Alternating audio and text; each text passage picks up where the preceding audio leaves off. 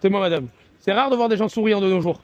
Écoutez, je vous assure, j'essaye, même à ceux qui ne sourient pas, parce que moi aussi j'en ai marre. Si on ne se met pas à sourire un peu, on va pas s'en sortir. Carrément. À se regarder, voyez, vous n'avez pas de téléphone. Et ben ça, c'est exceptionnel aussi. Vous me faites un compliment, je vous en fais un. J'en ai marre, personne ne se regarde, et je suis parisienne. J'ai connu plein de gens dans le métro. Le matin, on prenait le métro, on discutait, on se racontait nos vies.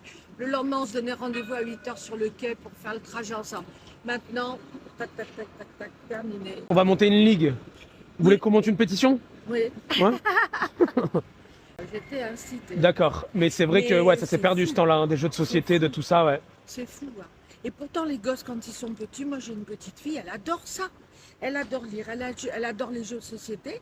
Mais en très peu de temps, ça va sûrement s'étioler. Parce que quand elle va être entourée de gens qui ne font que ça, Exactement, elle va se mettre dans le moule. Pourquoi elle ne se mettrait pas? Mm. Moi, j'essaye comme ça, je souris, je dis pardon, je dis merci.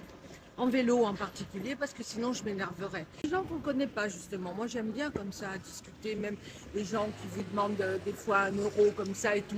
Ben, si je discute, je vais être plus convaincue de leur donner après 1 euro ou de leur acheter un sandwich que de leur donner comme ça en me disant bon allez ils vont boire, ils vont se droguer. Bon, ben, non mais on boit, on se drogue parce qu'on est mal aussi. Mm. Après on ne peut pas aider les gens en les aidant à continuer.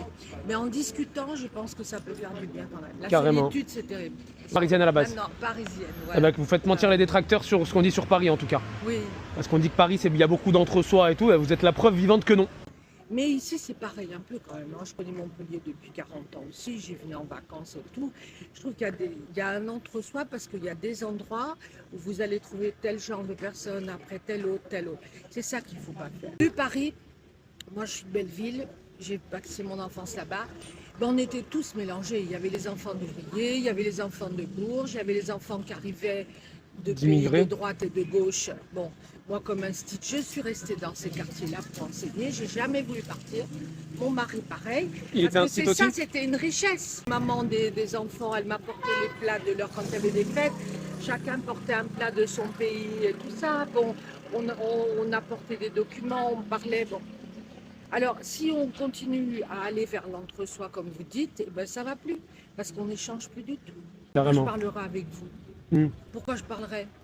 On va dire, ben non, celui-là, il ne me plaît pas, il a des baskets d'une marque que j'aime pas, allez hop, terminé. Mômes, ils sont comme ça maintenant, les ados. S'ils n'ont pas leur basket de telle marque, ils se sentent rejetés de leur groupe. Carrément.